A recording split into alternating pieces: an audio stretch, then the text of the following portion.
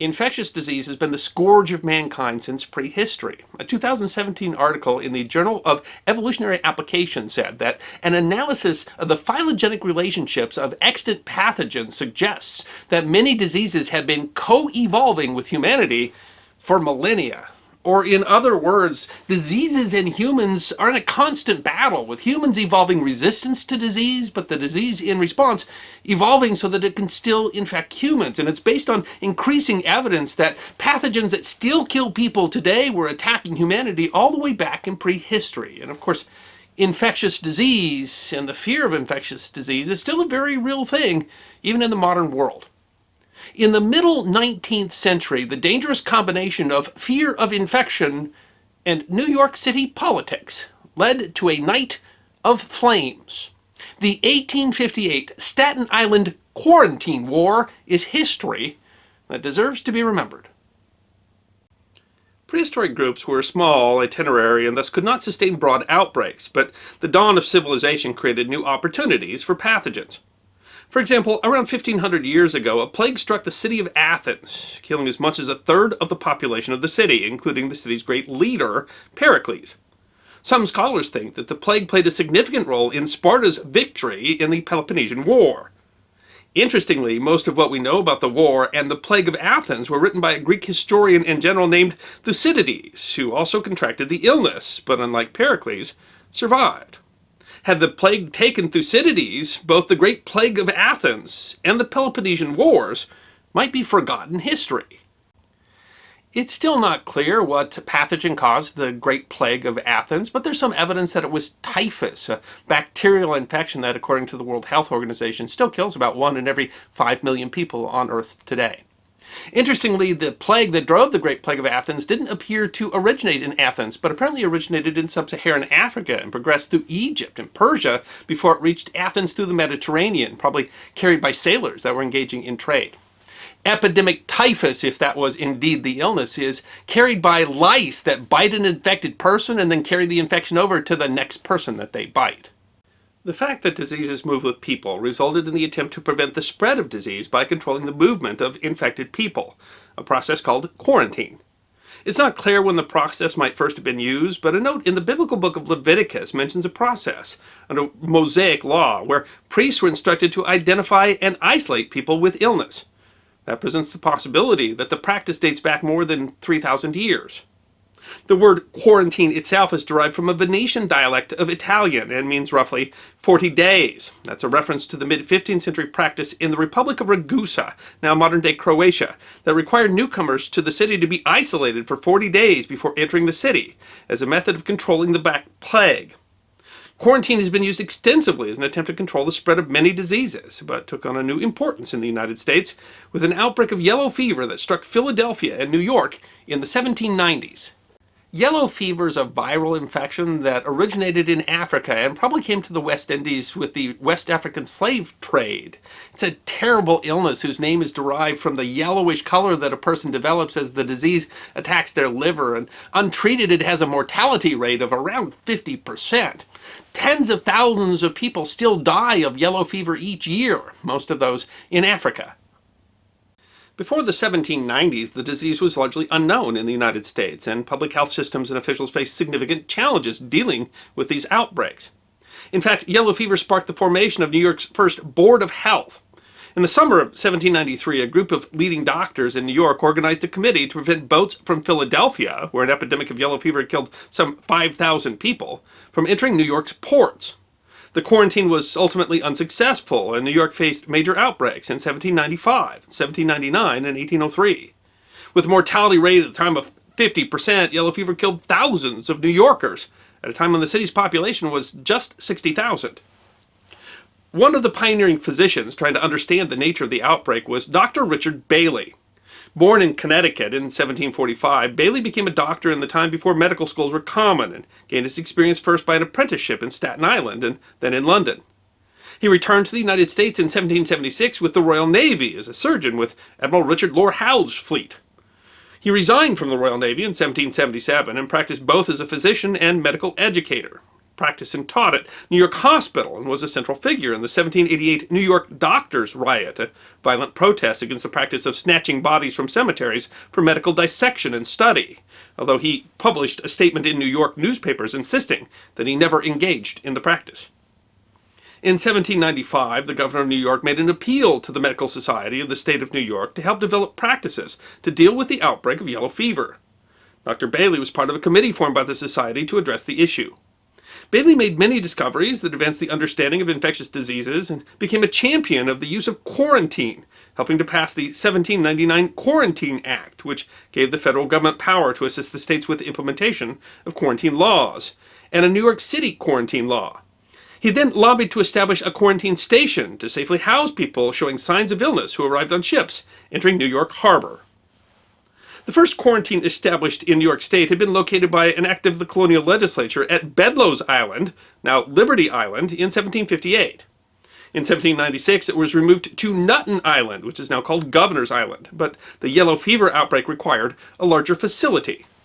On February 25, 1799, New York State used its power of eminent domain to obtain 30 acres from St. Andrew's Church on the east shore of Staten Island, near an inlet called the Watering Place, not far from where the Staten Island ferry lands today.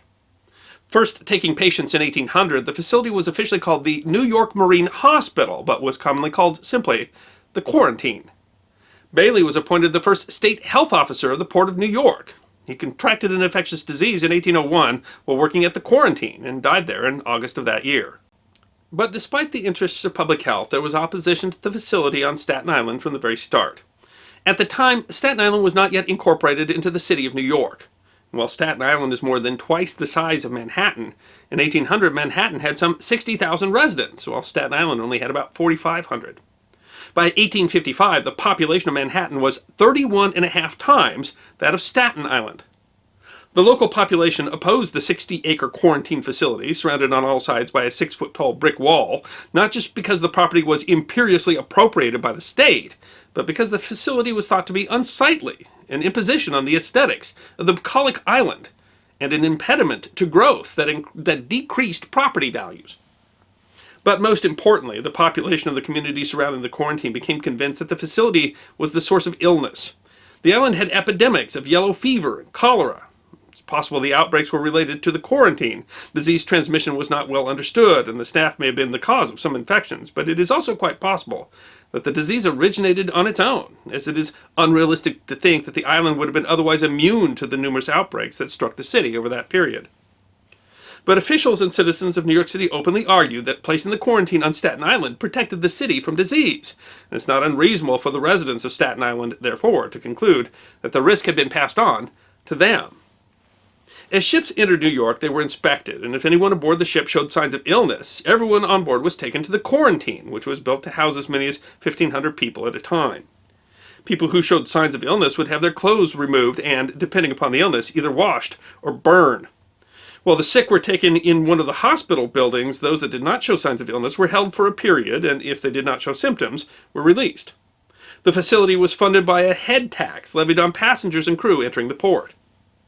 As the causes of many infections were not well understood, many of the facility staff became infected.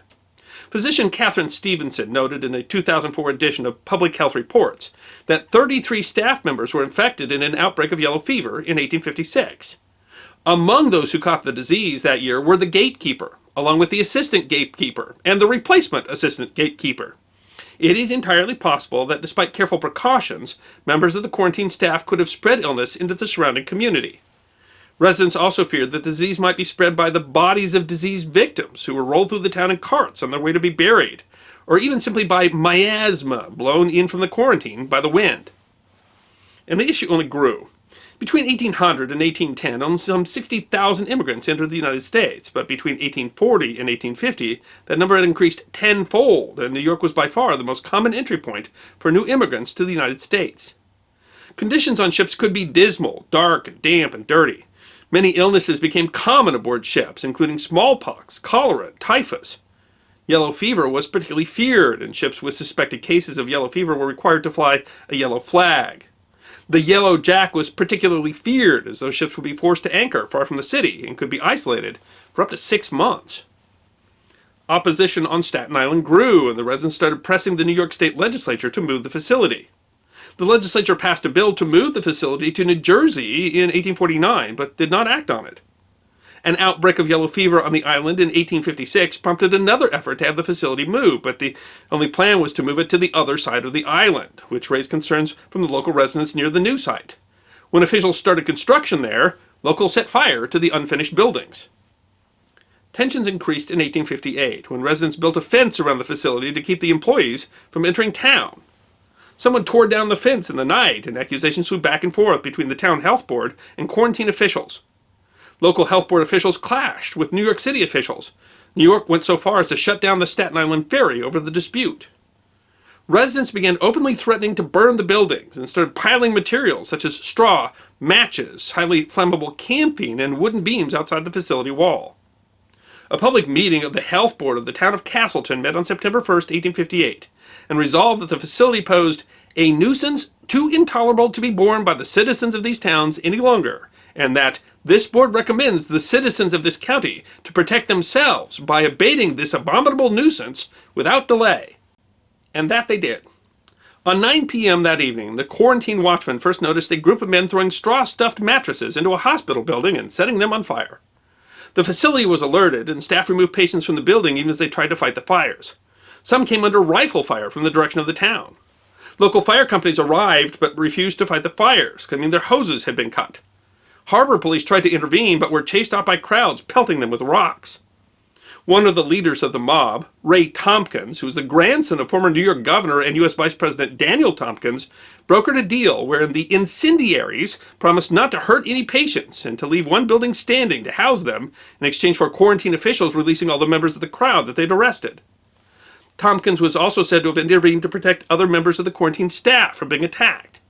As Tompkins promised, one hospital building was left standing, but many other hospital buildings were burned. Despite the violence, there were only 2 deaths at the hospital that night. One was a man who died of yellow fever, and the other was a member of the hospital staff who was apparently shot in the back by another member of the hospital staff who took advantage of the chaos to settle an old score. The city made an attempt to intervene, promising to send 50 police to protect what was left, but neither the city nor its police officers were keen to enter a site infected with yellow fever and challenge a hostile crowd. No officers came. Federal Marines protected some federal buildings north of the site, but were under orders not to interfere unless the federal property was threatened. Resigned to their fate, quarantine officials evacuated all the healthy passengers from the island and removed the sick from the hospital. The night of September 2nd, the incendiaries returned and burned everything left to the ground, including the doctors' and staff's houses. Even the wharves were destroyed. Local newspapers covered what was called the Staten Island War in great detail. Some papers opposing the arsonists, and others noting that state officials had precipitated the action by failing to move the facility as promised. The city sent officers and units of the state militia and arrested dozens, but the city had little jurisdiction, and most were charged with minor offenses. Cornelius Vanderbilt, who had been born on Staten Island, paid to bail them out. 2 supposed ringleaders, including Ray Tompkins, were tried for arson in state court. They argued the quarantine was a hazard, and the act was self-defense. The judge, himself a resident of Staten Island who had opposed the quarantine in the state legislature, agreed, and no one was ever held legally responsible for the fires. The quarantine was moved, first to a floating hospital called the Florence Nightingale, and then to 2 artificial islands, Swinburne Island and Hoffman Island. There were many causes of the Staten Island Quarantine War. Certainly there were social and economic factors. The local population was mistrustful of the patients, who were largely new immigrants, and also the hospital staff, who were perceived as outsiders. And the hospital was seen as a barrier to growth and development on the island. Riots were also common in New York at the time, representing the corruption in state and city politics and the nature of policing in the era. You can see the Staten Island Quarantine War in the context of things like the Astor Place riots and the draft riots. But underneath it all, there was a clear fear of the spread of illness. Catherine Stevenson notes that the history of quarantine makes it clear that when a deadly illness is loose in a community, fear and desperation can often triumph and lead to violence. I hope you enjoyed this episode of The History Guy, short snippets of forgotten history between 10 and 15 minutes long. And if you did enjoy, please go ahead and click that thumbs up button. If you have any questions or comments or suggestions for future episodes, please write those in the comment section. I will be happy to personally respond. Be sure to follow The History Guy on Facebook, Instagram, Twitter, and check out our merchandise on teespring.com. And if you'd like more episodes on Forgotten History, all you need to do is subscribe.